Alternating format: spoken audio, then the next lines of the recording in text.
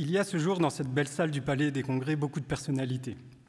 Présidents de grandes associations, maires de grandes villes, ministres en cours d'atterrissage, personnalités médiatiques.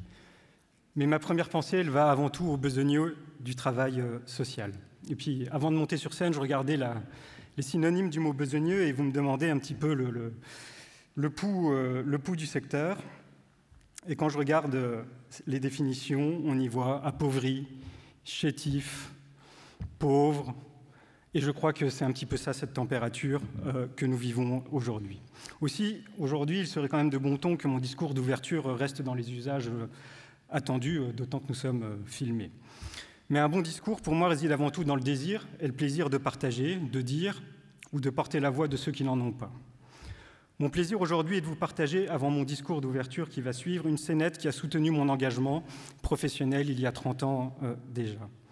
Cette scénette, nous sommes avec Samuel Beckett, dans En attendant Godot, dans l'acte 2. Nous avons deux protagonistes, Vladimir et Estragon. Ils se retrouvent heureux de bavarder, de se donner l'impression d'exister. Un homme tombe à terre et reste étendu au milieu des bagages.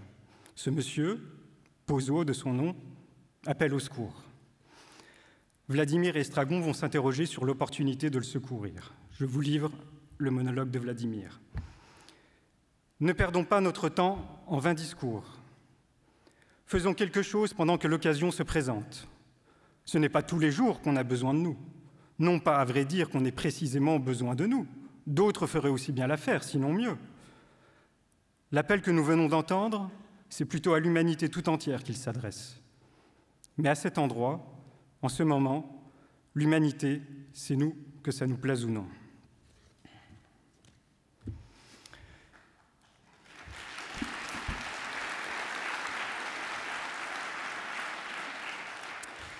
Chers adhérents, chers partenaires, mesdames, messieurs les élus de la République, cher monsieur Godot, soyez les bienvenus au 35e congrès du réseau UNIOPS-URIOPS. En 1947, nos membres fondateurs militaient aux côtés du Conseil national de la résistance pour la création d'un système public de sécurité sociale, le CNR, le vrai CNR, pas celui de la refondation. Il s'agissait dans cette ambition commune et par l'acte de création de notre union de faire entendre la voix de la société civile, considérant que les personnes concernées et que les acteurs non lucratifs de la solidarité sont les sachants et les faiseux qui doivent éclairer l'œuvre publique, l'œuvre politique. Nous avions donc construit un pont reliant les associations au pouvoir public. C'est notre logo qui nous réunit. Notre histoire, c'est plus de 70 années de militance, saluée de réussites, mais aussi parfois d'échecs, face à la cécité de certains décideurs. Notre histoire, c'est la conviction que le monde est en changement permanent et que notre influence est aujourd'hui plus précieuse et nécessaire que jamais pour ceux qui désirent lutter contre les inégalités sociales, obtenir les moyens à la hauteur de toutes les vulnérabilités, inspirer la considération qui est due à ceux qui prennent soin. J'aurais aimé ouvrir ce congrès en saluant les réussites acquises depuis notre dernier rassemblement à Rennes. Mais notre inquiétude et notre colère n'ont jamais été aussi grandes depuis les grandes lois de 1975.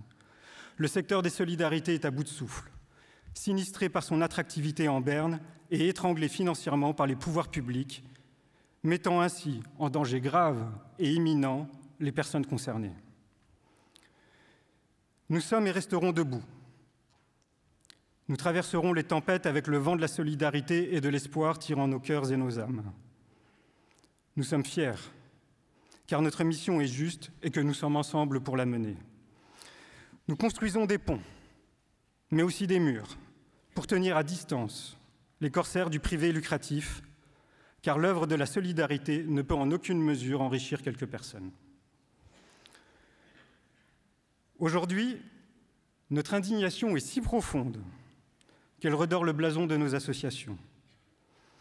En 2002, l'État, par la tarification et la création d'un champ concurrentiel, souhaitait transformer le secteur en un simple opérateur pour répondre à ses obligations de solidarité qu'il n'est d'ailleurs pas en capacité d'assumer par son seul service public.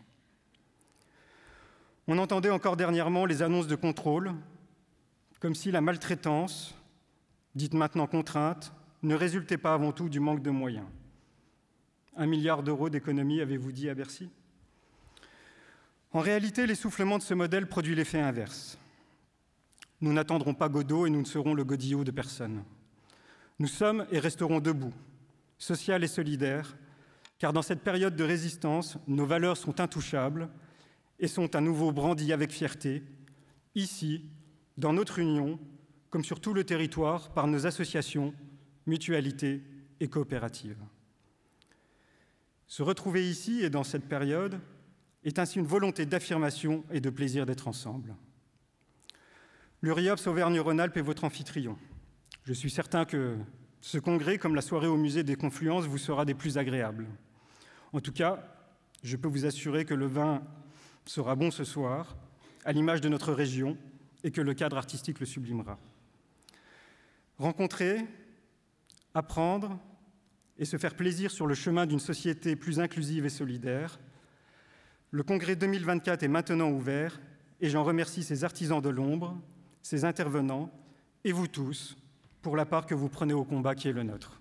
Bon congrès à tous.